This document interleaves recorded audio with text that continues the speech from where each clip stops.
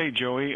Just wanted to ask you a little bit about Danica Patrick. Obviously, she's going to be racing in the Nationwide Series race in New Hampshire, and I think you can certainly relate to what she went through at Daytona, making your debut in a stock car. You know, her making a debut in a stock car, and you in a Cup car.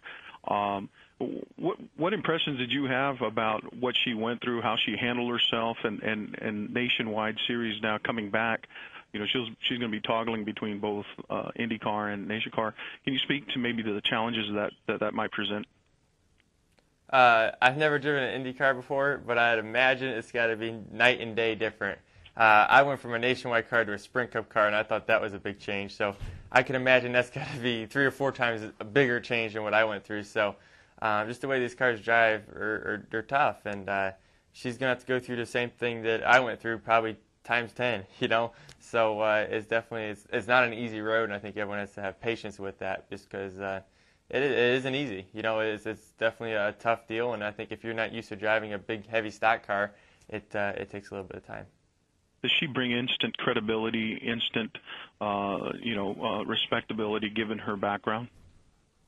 I think it's cool that she's given a shot at it. You know, I mean, this is it's definitely a big and a real hard step to take. If you've seen people try to do it before and then haven't made it, you see people have done it and have made it. So it's not an easy step, but I give her credit for trying to do it. I think that's something that's really cool. All right. Thanks, Joey. Thank you. Thank you. And our next question comes from Nikki Bernil of NASCAR.com. Please state your question. Hi, Joey. We're doing a preview piece on New Hampshire Motor Speedway, and one of the topics of conversation has been qualifying order and the importance of where you start, since there's not a lot of passing at Loudon. So as the defending race winner, can you speak a little bit on the importance of qualifying, and then also any other keys to a victory here at Loudon? Qualifying is huge about every racetrack. Loudon, it's probably a little bit more than the normal, but it seems like when you have a bad qualifying round, you fight all day to get up to where you need to be. And if you start up there in the top 10, it seems like you can tell what your car is doing earlier on in the race. If you start in the back, a lot of times dirty air, cars around you, can't get clean racetrack. It's hard to say exactly what you need for your race car to be good at the end of the race when you're up towards the front. So when you start up there, it kind of puts you ahead of the 8-ball throughout the whole race, and just know which way you need your car to go, which way everything's going. Up there with faster cars, you can see what they're doing, stuff like that. So it definitely helps to qualify good, so we'll definitely put a lot of effort into it. Thank you. Our next question comes from Claire Lang of Sirius NASCAR Radio. Please state your question. Thank you. Joey, can you talk a little bit about how you decide how aggressive to be, being a young driver, but not a beginner? You have Jeff Gordon, stepping up on the aggressiveness. You have Tony Stewart saying, watch the highlight reels, and he's being more aggressive on the restarts because he's seen the young guys come in, and he's like, well, that's what I got to do. That's what I got to do. It used to be you just race guys how they raced you, but it seems like the game is changing a little bit on aggressiveness. Can you talk about how you decide, sort of how to be right now? I think that's something that you kind of do in the heat of the moment, I guess. Whether what you need to do, and in the position you're in, whether it's in points or what place you're in the race, and whether you think you should be in that spot in the race. Whether you're up there by pitch strategy or what's going on. I think that kind of changes your motive on how you restart the races and how aggressive you are. So I think it all depends on the certain scenarios that's going on. Thank you. Thank you. Our next question comes from Bob Parker of SceneDaily.com. Please state your question. Yeah, Joey, I was just wondering what you think the nationwide race will be like next week with the new car, and do you expect, will you be able to transfer anything more over in this new nationwide car to your Cup effort? Yeah, I think our nationwide stuff's going to be fine. I did the nationwide test down in Daytona a month ago or so now, and I felt like our JGR cars were pretty good. I felt like there's the same cars were up there were still doing good. Penske's cars were pretty fast. It was the same group that were up there, and yet it is still Daytona, so it's going to be different when we go to every track. They're all going to be quite a bit different, but. Some of the cars moved around a lot. They were pretty loose, and it was hard to get the back in the racetrack.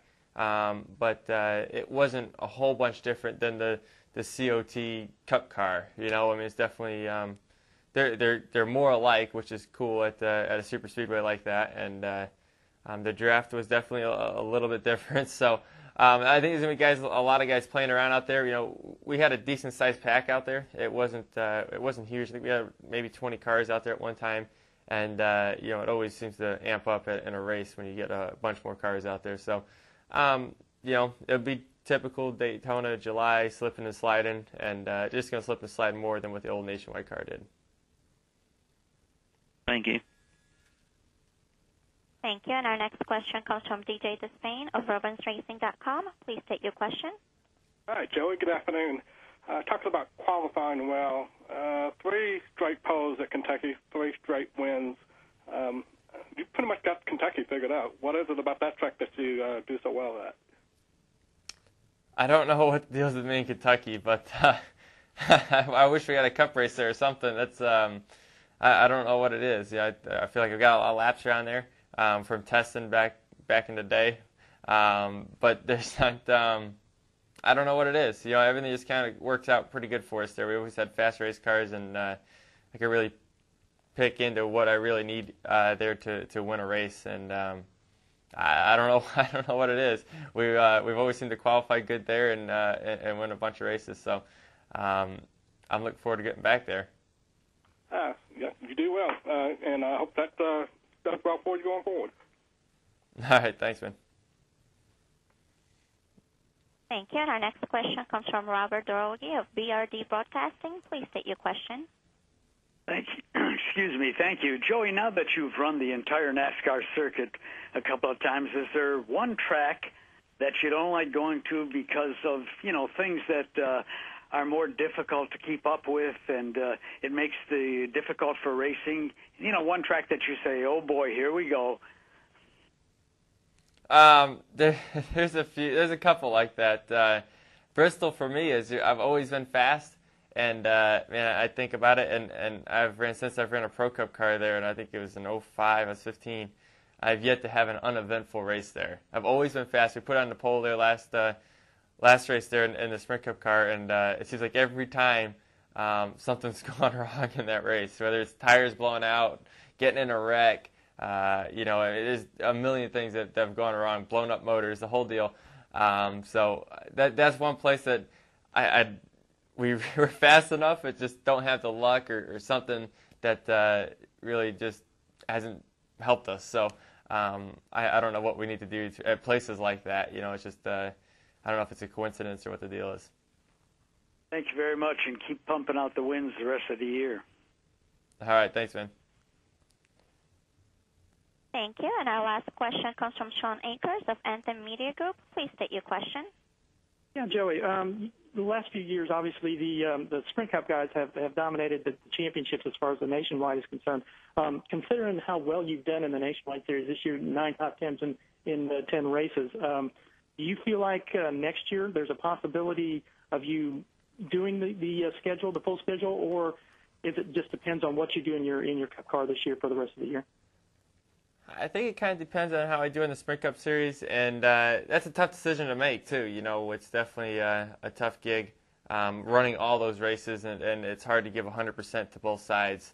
So it's something that's been going through my mind, whether I want to run the whole series with the GameStop Toyota or not, and I got to make a decision pretty quick here, so I'll let you know if that ever happens. Okay, great. Thanks, Joey. Thank you. Thank you. I would now like to turn the conference back to our host, Herb Branham. All right. Thank you, and thanks first to Joey Logano, taking time out of your schedule to help us out with this call today. Best of luck this weekend. All right. Thank you, guys.